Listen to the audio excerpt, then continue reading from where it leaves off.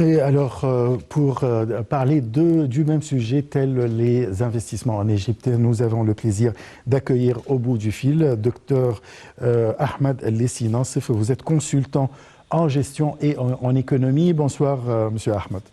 Bonsoir à vous, monsieur. Alors là, ou bien le gouvernement, le Conseil suprême d'investissement vient d'approuver 22 décisions importantes qui visent à réaliser un boom dans le secteur d'investissement en Égypte. Votre commentaire? Pour commencer avec le commentaire positif, je pense que ce sont des décisions qui sont très importantes et qui ont dû peut-être être prises il y a quelque temps. C'est un peu en retard, mais mieux que jamais. Ce que me fait un peu, comment dire, me donne un peu d'appréhension, si vous voulez, que Son Excellence, le chef de l'État, a dû intervenir pour que ces décisions soient prises. Et ça, je pense que je suis un peu dessus. Parce que Son Excellence a des priorités beaucoup plus importantes que rentrer dans des détails pareils. Donc, apparemment, on a un peu de vide dans l'administration présente et que Son Excellence doit sortir de ses responsabilités pour gérer ce genre de réunion, pour prendre des décisions ou lorsqu'ils sont des décisions administratives de nature normalement que ne doit pas monter jusqu'au chef de l'État. Donc ça me fait un peu que je sois un peu nerveux. Est-ce qu'on peut pas, dans l'administration présente, est-ce qu'on n'est pas prêt pour prendre les bonnes décisions, sauf qu'on peut monter tout au chef de l'État. Ahmed, donc ça, c'est un point d'interrogation que j'ai un peu. Mais le contenu Monsieur Ahmed, excusez-moi, on va prendre une petite pause à cause de l'appel de la prière et puis on va reprendre l'appel. Nous avons toujours au bout du fil Monsieur Ahmed El-Lessi Nassif. Je rappelle que vous êtes consultant international en gestion et en économie. Alors, on parlait des lois d'investissement, des nouvelles lois d'investissement. Alors, à votre avis, à quel point il y aura un afflux d'investissement en Égypte après ces 22 décisions? C'est très difficile de répondre à cette question. Alors que c'est une très bonne question, mais vraiment c'est très difficile. Parce que ce qui compte là, maintenant qu'on a le chef de l'État qui a dû faire partie à ce genre de réunion et être inclus dans des décisions pareilles, on passe à la phase de l'exécution. Donc, est-ce que ce que le chef d'État ou le Conseil vient de décider va être exécuté comme il faut et dans le bon délai du temps, ça va avoir une réflexion très positive sur l'investissement. Mais si, et ça c'est un grand risque, malheureusement, on va dire toute l'histoire, c'est pas seulement la côté rose des choses.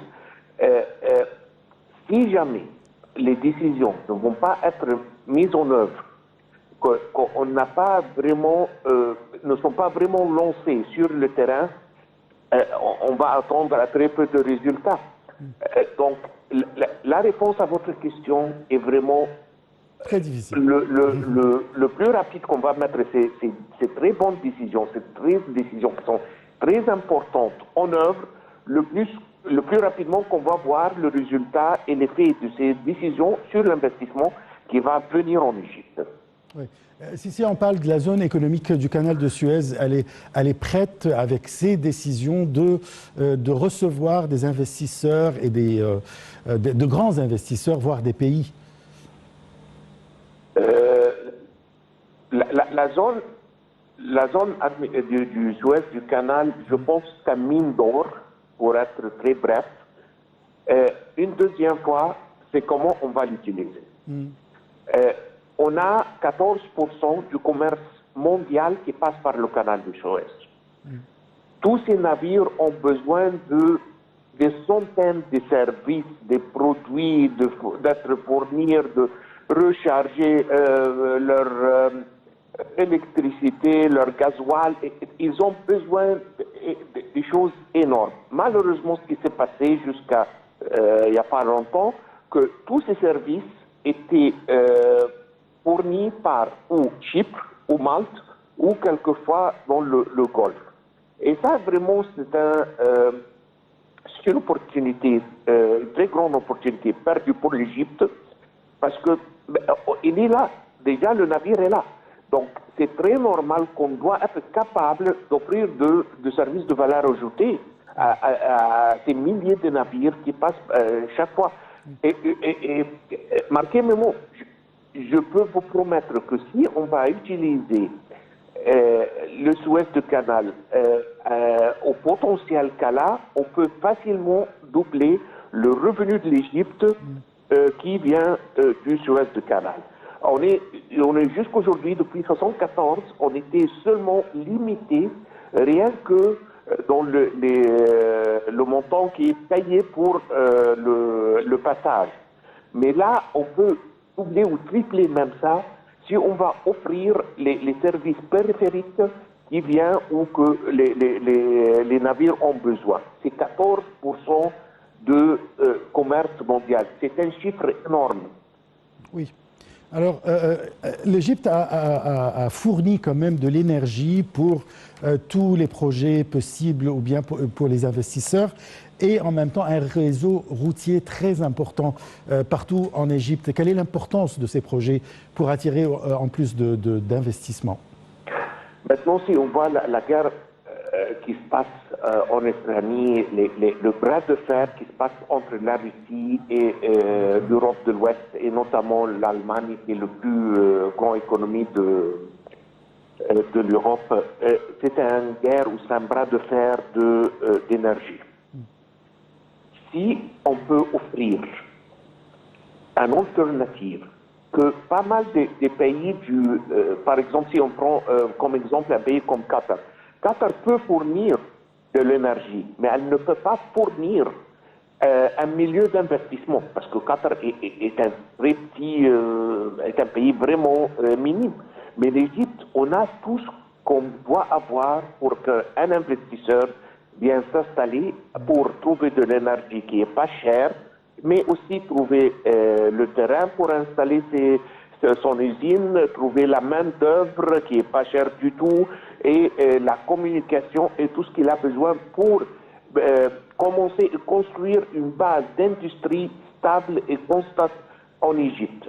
Là, on peut offrir ça. Et on peut utiliser la crise mondiale, ce qui est en train de se passer à cause de l'énergie, comme un atout pour que les investisseurs viennent s'installer en Égypte et faire des injections directes à l'économie égyptienne. Donc vraiment, on a une fenêtre d'opportunité. J'espère qu'on l'utilise parce que le potentiel vraiment est énorme pour l'Égypte. Je vous remercie beaucoup, M. Ahmed El-Lessi Nassef. Je rappelle que vous êtes consultant international en gestion et en économie. Nous avons traité de deux sujets ce soir, tels les réunions de la 58e